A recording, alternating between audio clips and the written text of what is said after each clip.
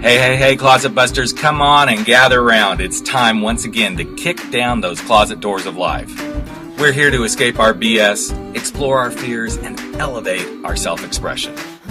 I'm your host, Rick Clemens, bold move expert and coming out coach, and I'm going to take you to the party, the pulpit, the wake, and back to the party of living your life uncloseted. So come on, grab hold of yourself and get ready to step out, step up, and step into living your truth as we explore more stories, tips, and tricks for living your life uncloseted. Now let's get to the show. Hey, closet dwellers and bold move makers around the world. It is time once again for Life Uncloseted. And you know what? You cannot step boldly into anything at all if you keep saying, oh my God, I feel like a fraud. Or if you don't want anybody to know that you don't really have your shit together. Or if you're like, oh, I just can't screw up in front of my friends because, I have to do everything perfectly. But guess what? You're human. And we humans think we have to do all this stuff perfectly. But here's a little insight. It's very toxic to be that way.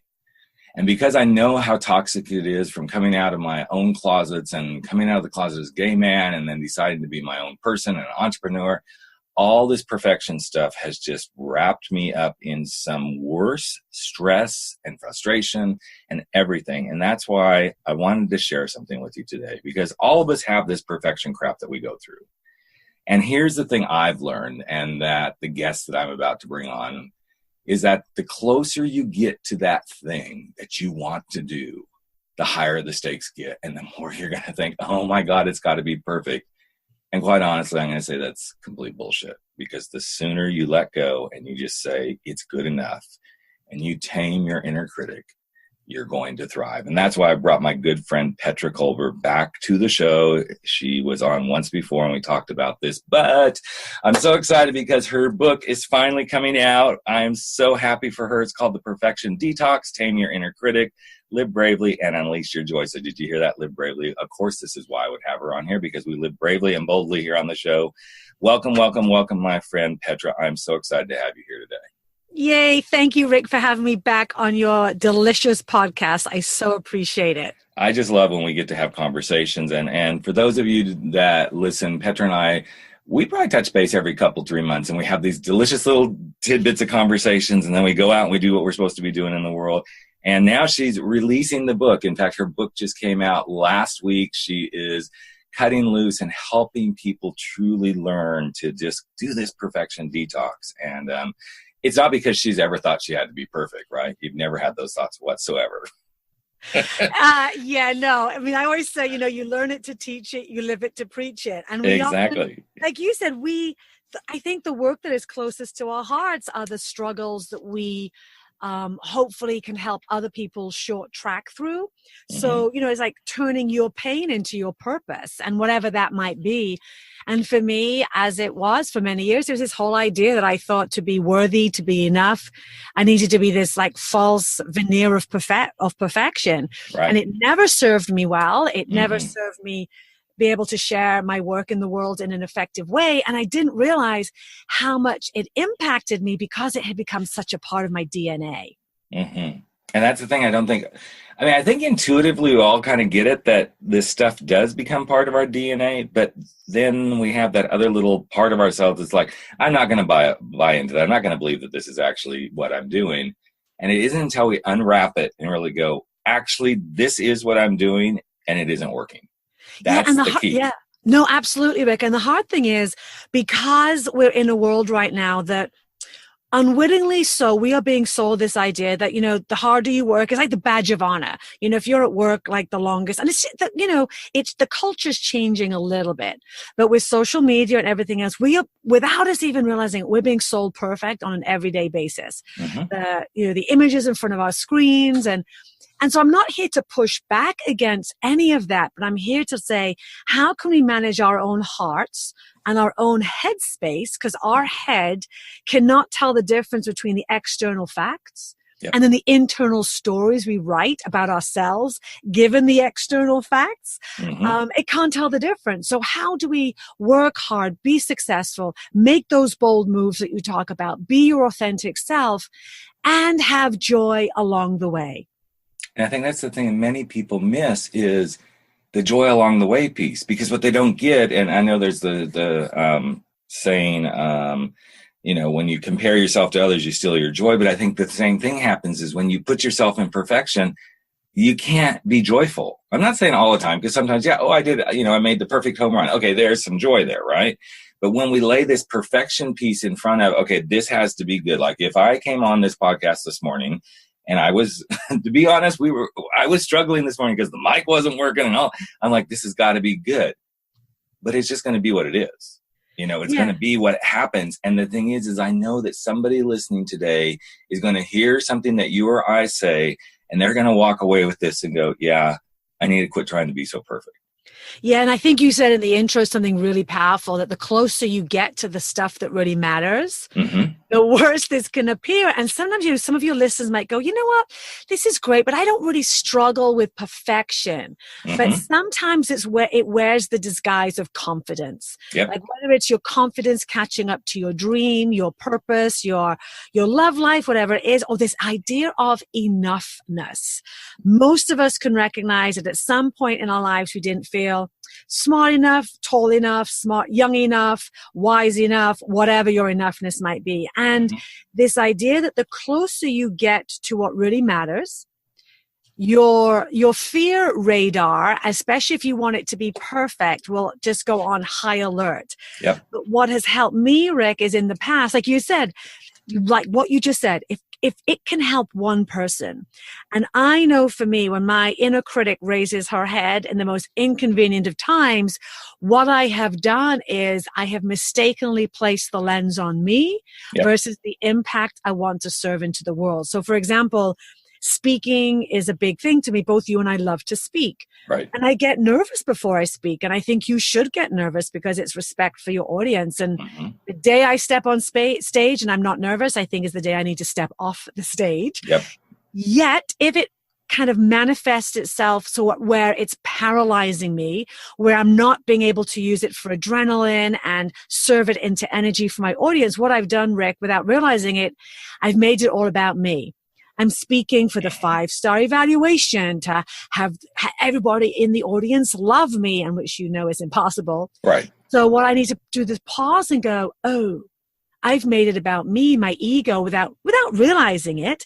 But like you said, when I can flip the lens onto the people I want to serve, and if it's changing one person's idea of their enoughness, one person walks out of that audience going, I feel less alone, then it's been a 5-star day. I'm so glad you talked about this, because you and I just both recently did some speaking engagements, and I get the same way. If I'm not nervous, I have to check in with myself and go, okay, why am I not? Now, there's different layers of nervousness too. One of my barometers is if I'm not sweating, then that's a good thing. Right. But if I don't have a little bit of a heart palpitation, or when I get up on that stage, if I don't go, oh shit, I'm here in my head, then I know something's not right. I know I'm totally turned on myself. And the last talk that I gave was at Podcast Movement just a couple of weeks ago. And I remember walking up on that stage. I knew I had this down because I finally realized for me, I'm a storyteller. I'm not necessarily a speech giver, but I'm a storyteller who has figured out I tell the story and I bring the lesson, which I think is what all speakers do. But for me, I had to get past this. It's so scripted. I have to know the script. I know the script, but I also know the story has to be the thing that carries the script. So it's been a big shift in my own head with myself. And there I stood on the stage at Podcast Movement, and I thought, oh, I can feel my heart beating fast. Oh, but I'm not sweating. Oh, this is that moment. It's perfect in its own way now. And it was the first time in a long time since I stepped on a stage that I actually had that dual feeling of the heart's beating, but there's no sweat. And I just was me. Yeah. Because I looked right at the audience. The first thing I did, and just kind of, and it's something I've learned to do, is like you get on stage, you take that 2 or 3 seconds to like find a person or two in the audience and just connect with them. And I always know the person or two that I look at is exactly the person or two I'm truly meant to connect with through this entire thing. I like that. I really not a speaker I admire a lot, Kendra Hall. She said, familiarize yourself with it. Yep. Don't memorize it. And like you, I just spoke recently at my biggest event so far. And you got to do the work. You have to rehearse, but you got to leave some room for play Right. because we don't know. I was like that first moment when you, like you said, you look at the people in the audience. It's seeing what does the audience need today. It's not what I'm here to give, but what do they need? But the funniest thing is, Rick, I don't know. It's like I knew it. I had room to play. Oh my gosh! But literally, I couldn't remember the opening line. I stood there for like 5 seconds, going, "Oh my god, what am I?" And it came to me, but I said, "Well, okay, well, it's not going to get any worse than that, Right. So, and then you say you do the best you can with what you have. But I believe this is where the perfection stuff gets in the way. It's like we could have both frozen those moments because what's the perfect thing I'm supposed to be saying? And I know subconsciously, and you know this too, because as a speaker, we know this stuff. The minute we start focusing on crap, what am I supposed to say? What am I supposed to say? What am I supposed to say? It isn't going to come to us. Yeah. The minute we just relax and we just act as if this is actually exactly what's supposed to be happening, then whoop, it comes in, it shows up because we're not focusing on that thing. And this is where I believe the perfection stuff is what trips so many people up. If we focus on perfection, we can't get to the thing we're supposed to do. No, because I agree with you, Rick, because the way you come to the perfect moment, memory, interaction, whether it's in relationship, your life, your work, it's about being present. I always say to create a flourishing future, you need to reside in the present. And perfection, whether it's enoughness, a lack of confidence, this idea that you're the only one that doesn't belong at the table of success, or you're going, like you said, at the beginning, we all feel like a fraud. And everybody does at some point in their life. But what happens is it separates us from being able to be in the moment because perfectionism at its worst, it becomes the basement level.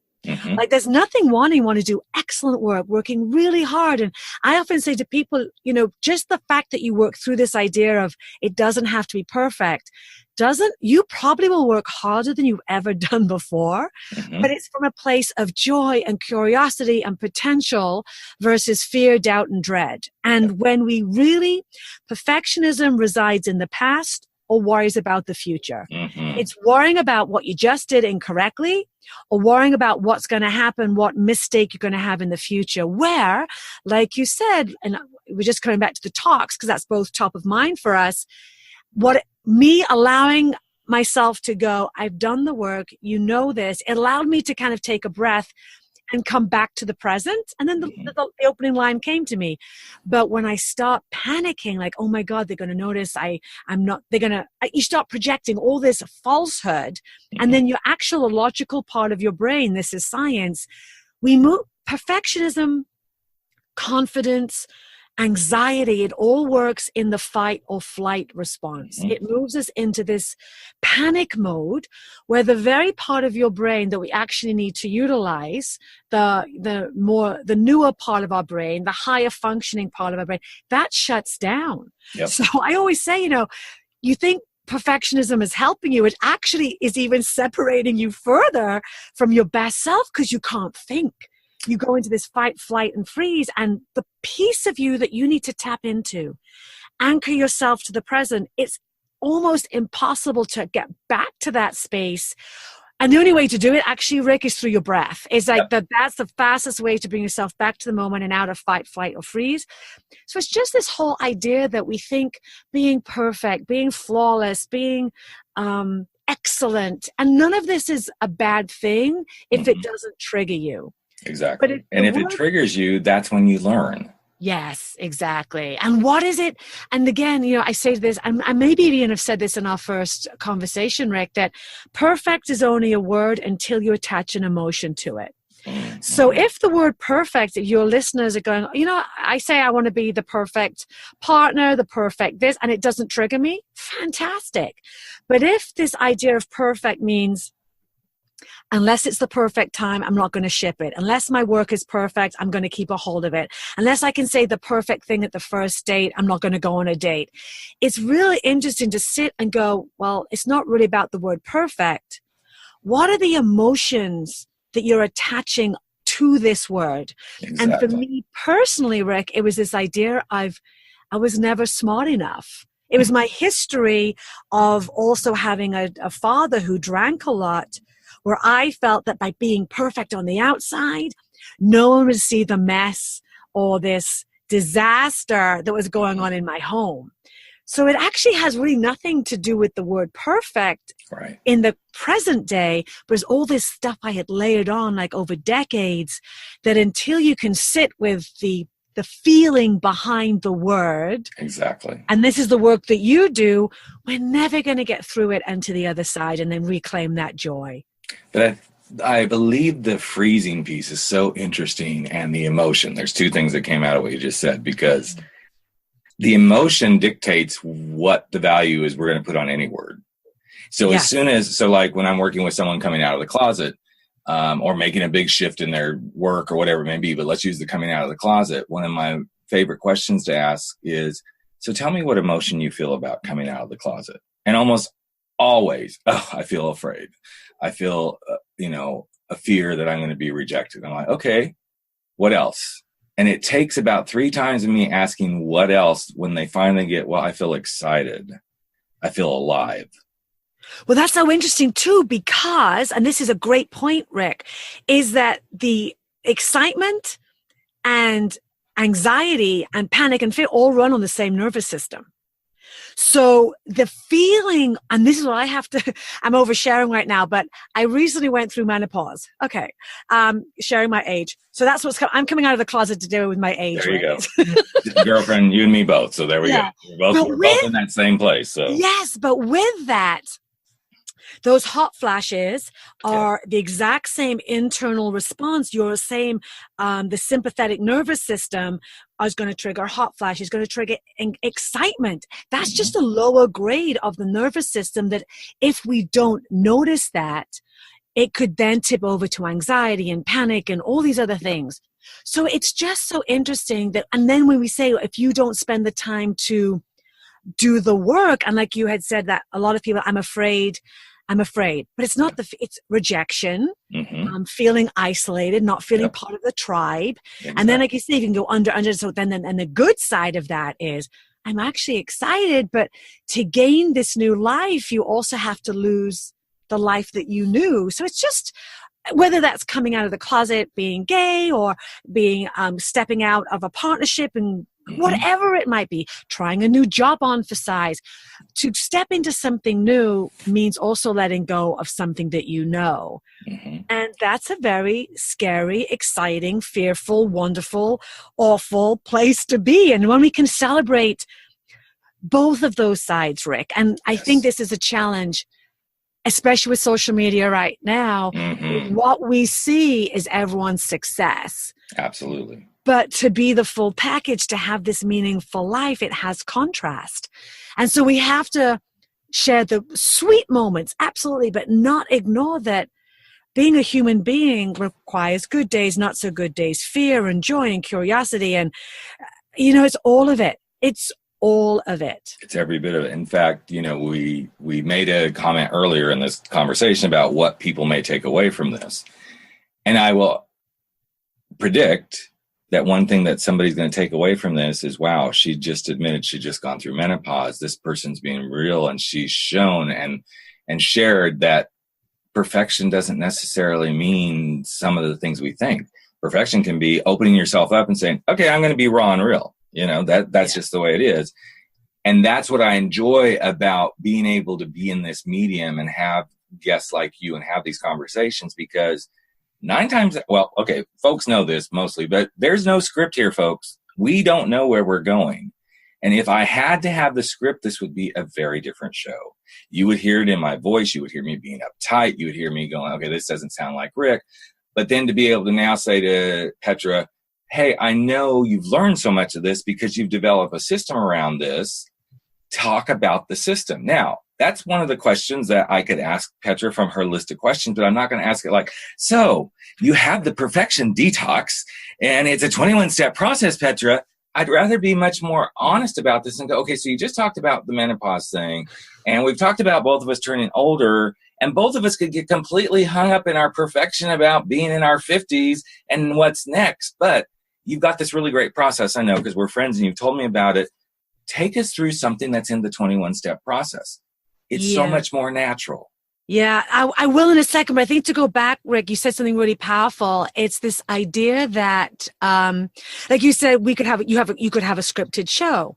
Life is not scripted, and perfectionism tries to make life controlled. Perfectionism lives with this false idea that we can control the outcome. And as we both well know, that's just not life. But what you can do is learn how to be the best you that is able to respond from a place of, I hate this word, it's so overused, but your true, authentic response, and then learn. And what's the learning in this? And so I think if I was going to talk to anything about this, it's this idea of our we all have an And I mentioned a little bit before, you should be younger, thinner, smarter, older, whatever. And it's learning what that is and deciphering it. And it will change. Like my Rick, for many years was, I should be thinner and smarter when I was in the fitness world. Yep. Now, if I'm not careful, my could be, if only I was younger. Because, like you said, my first book is coming. It released last week. I'm a first-time author at 55. Yep. I'm a relatively new, I've been speaking as a keynote speaker for like 2 years now on the big stages at 54. So I could have said, okay, the fitness world has known me for the past 3 decades. Sure. At the age of 53, am I young enough? Should I be younger to try this whole new pivot, this whole new career? And whatever you are, anyone that's listening to right now, if you dive deep enough and that moment of panic and fear, and you feel that gap between who you think you are now, who you know you are now, and who you think you should be to go for your dream, to live that bold life, to make that bold move in your career, whatever, this is the stuff you have to look at, because it is. No one's telling you, or the loudest voice you will ever have in your entire head, whether you are 8, 18, 28, 38, 58, because I just went to see Mean Girls yesterday. And the same crap that I'm dealing at 55, you're dealing at 15. And if you have young daughters and sons, this is going on in their heart and their soul. And it's such a relevant conversation because it will stop you. It will be the gap between who you are, because who you are right now is enough. And there's probably work you want to do. I know, Rick, look, I think I'm a really good speaker. Could I be better? Absolutely. I think I'm a good writer. Could I be better? Absolutely. Of course. I do a podcast. Could it be better? Absolutely. So, but it doesn't mean that who I am today is not enough. And there's still work to do. Who you are right now listening, you are absolutely enough. You are absolutely perfect. And then from that place, you do the work. You get excited about it. You show up. You get up early if you have to. You change the relationships if you have to. You step out of the closet and make the bold statements. But it doesn't mean that who you were yesterday before making this bold move is not enough also. Right. Exactly. Does that make sense? Yeah, it makes total sense. Case in point, I was on my mastermind group call this morning before we were recording this, and one of my fellow mastermind people said, "Hey, great job on that 300th episode. It was really great. It was so cool to hear all those voices," one of them, which is Petra's on there talking about it. And he goes, "But I just have to ask you a question. Did you use the same microphone for your intro that you did with the interviews?" And I said, "No, I used different microphone because the one was out on the street sort of stuff. So some of them were good. Some of them got recorded through a normal, microphone. Others got recorded on an online system that I use." And he said, "I was just questioning," because he goes, "I didn't sound like you used the same microphone." Now I could have gone in complete perfection mode right there. Like, oh, fuck. And then I thought, that's exactly how it was supposed to be. So now I know to check that particular microphone if I use it again, instead of getting hung up in the past perfection, but using what I heard to take me to the future better, not perfection, to the future better. And I think this is the important stuff that we have to Yes, I'm going to say have to. I hate to say that too often because it's like somebody will go, well, why, who are you to say have to? But I think this is one of those have tos in life. Let perfection show you from the past what you could have done better in the present so you can do better. Not be perfect, but you can do better in the future if that's what you want to be doing. Yeah, and that's a really interesting thing. And I think when we look, nobody likes people not hearing that it didn't go perfectly. Look, I've already got some reviews and, you know, you want the 5 stars. And then I'm looking at a 4-star. And it's just, so here's the thing. When we look at it has to be perfect or it's not enough. It's like perfect or not. It's very black and white thinking. What happens is just like you said, it doesn't allow us to look back to the things that we could do better. For example, like if I did something that wasn't considered perfect, I would just, in the past, Rick, not now, I would, because I do very, very few things perfectly these days because I'm actually getting my voice out there. Oh my God. But in the past, if I'd looked at a review, this is more like fitness, because I had this huge decade, 3-decade career in fitness. If I had looked, and then there are really there's very relevant constructive feedback. I call it feed forward. And there are going to be people that review you. And one of my favorite, I'm jumping around a bit, but I don't want to forget this. Quincy Jones said, the thing with like Whitney Houston is you're always striving to hit that high note. You're only comparing yourself to the best note you ever sang.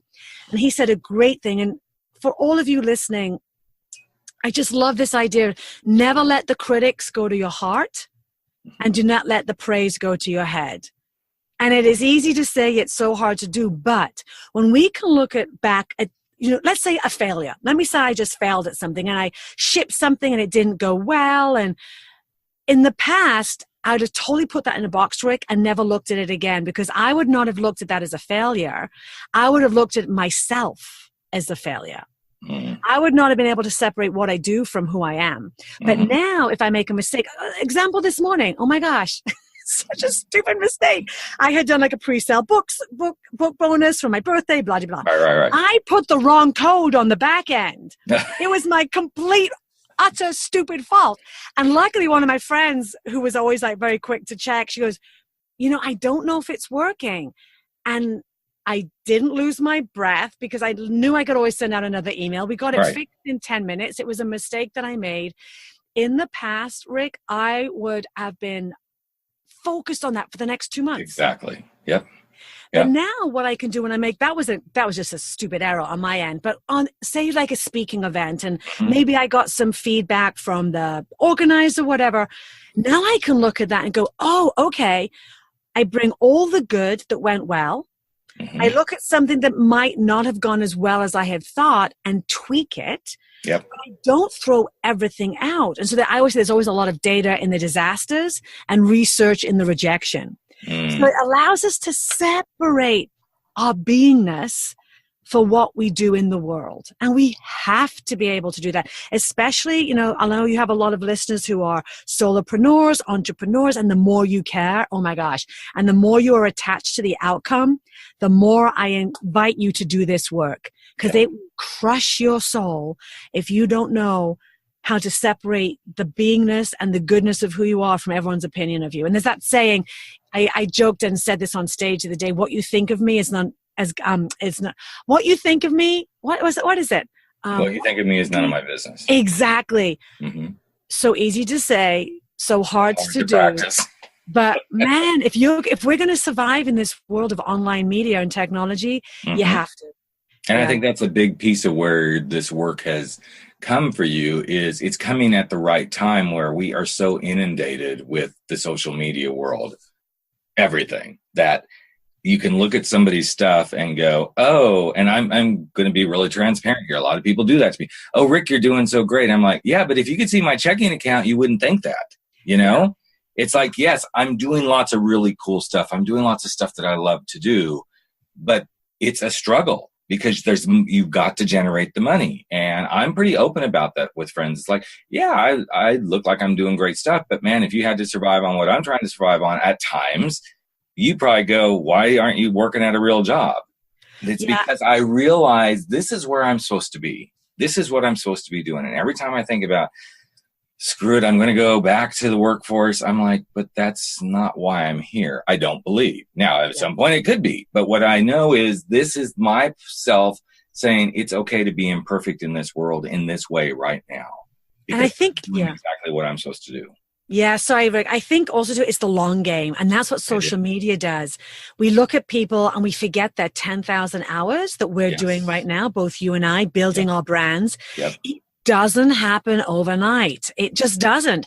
But on social media, we're comparing our behind the scenes, as Stephen Furtick says. We're comparing our behind the scenes to everyone else's highlight reel. And I think if you're younger, you know, and you're listening to Rick and myself, it takes a lot of work. It takes a lot of output. Like with my book right now, if you look at me online, you think, oh my God, she's got it all figured out. But yes, but the output to build your business, you want to be very smart about it. You don't want to be like putting yourself into, you know, onto the streets that you can't pay your bills.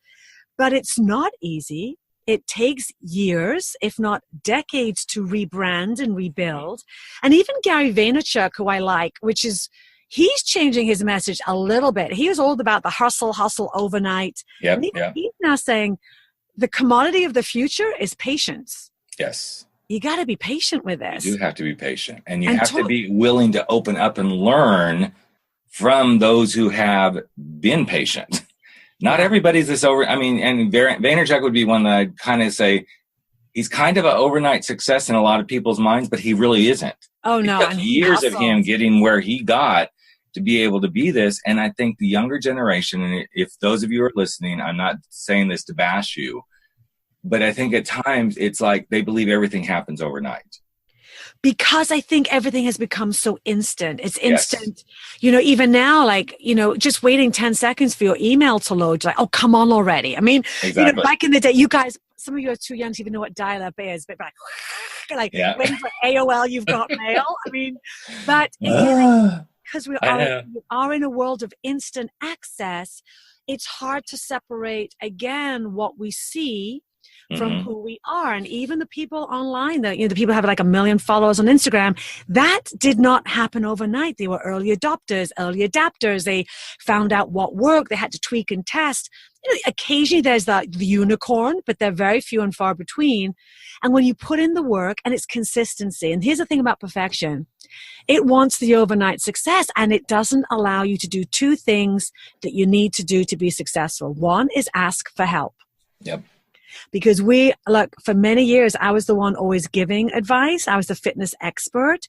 So it was really easy for me to be the one giving advice. But now as I moved into speaking and writing and podcasting, hey, look, one of the first people I reached out to when I did my own podcast was you, Rick. And you were so generous in helping me, and with authors, Jenny Blake and Dory Clark. I mean, you have to say, I don't know. And perfect doesn't allow you to do that. I was saying this to another author friend of mine the other day, that sometimes what perfect does, it actually holds you back from your greatness, because what you think is your top level success is actually only your mid-level. Because to truly stretch yourself, to truly put your work, your life, your brand, your voice out into the world means taking risks. And failing again. And perfection doesn't allow you to do that. So my invitation is, because there are some perfectionists that go, well, why would I change my way of being because I'm so successful? And my invitation to them is, you think you're successful now, just wait. This is actually your mid-level success. Because imagine what happens when you stop micromanaging, when people stop running around you in a fear-based scenario, where you actually say, I don't know how to do this. I'm going to start learning new skills. You think you're successful now, you have no idea how successful you can be. Well, and the I don't know is huge, because to me, that's one of the greatest gifts you can give yourself, is to say, I don't know. In fact, it's in my manifesto for Life Uncloseted, is that's one of the greatest gifts. Because when you can embrace, I don't know, then you release so much so that you can go figure it out. But the more you hold on to that feeling and that emotion and that energy, you cause yourself to freeze. I don't know, but I don't want anybody to know that I don't know. So I'm going to keep this hidden. I'm going to try to figure this out. But what happens, at least in my case, and I think this happens to most of us, is the more you hold on to I don't know and I don't want anybody to know this, you spin your wheels. You just spin your wheels in crazy places that you don't need to spin them. When the moment you can say to someone, and I said this, in fact, it was one of the most beautiful moments. And when I was at National Speakers Association, I did my workshop, and one of the key people there, her name is Lenora Harris. She was in the room. She has been with NSA for years. She's one of the top speakers in the country. And she opened up about some of her own fears of not being good enough in what she does. And so afterwards, I went up to her and I said, one of the things that I have committed to this year as a bold move for myself is to reach out to some speakers in NSA that I don't think would have the time for me. And I'd like to be able to reach out to you and have a conversation with you. Scared the crap out of me because I'm like, this woman is so busy. And she said, absolutely. And that was my way of saying, I don't know. I don't know exactly how to take my speaking career to the next level. But people are willing to support you when you say, I don't know. There's going to be very few people who are going to say, yeah, because you're a dumbass, so get out of my face. I got better things to do. Yeah. And the thing is, we can ask for help, because asking for help allows for relationships are a two-way street. Mm-hmm. So if you're only the one always giving, we're never allowing that two-way reciprocation of give and take. And I had another conversation last week, and there might be people that just say, I can't do it right now because they're too busy. Yep. And then we don't take it personally, because I know myself. Mm-hmm. I'm like, yes. For the past 2 months, I've actually said no to so many people because I just don't have the bandwidth. I'm barely keeping up with my own life. But then I'll say, please reach out to me again in October, and I'll have more than enough time to help you. Exactly. And again, don't take it personally. And by saying I don't know doesn't mean you're stupid. And if someone says, I can't help you right now, it doesn't mean that you are a bother. Right. It just means they're so busy, because we forget this. We put our own story onto every interaction, where the person we're asking help for, they might have just had something go down that they've got to manage. And it's all that. I love the book, The Four Agreements. Absolutely. Don't take anything personally. Yeah. It's a beautiful book. So, well, I am so excited for you, my friend. I am so glad the book is getting out there and getting in people's hands. It is well needed, well deserved. Congratulations to you. You're a beautiful soul on the planet, and you give every step of the way. And I wish I could be there to support you more. But I know we will. We always support each other. So, so if you could leave anybody listening with one last bit of advice, and then we kind of talked about the 21-step process. It's in the book. It's everything that you can learn from Petra about this. But if there was one little last nugget you would love to leave them with, what would that be? There's two. Can I do two? Sure. Of course you can. Because I'm going to be the imperfect outro. Yes.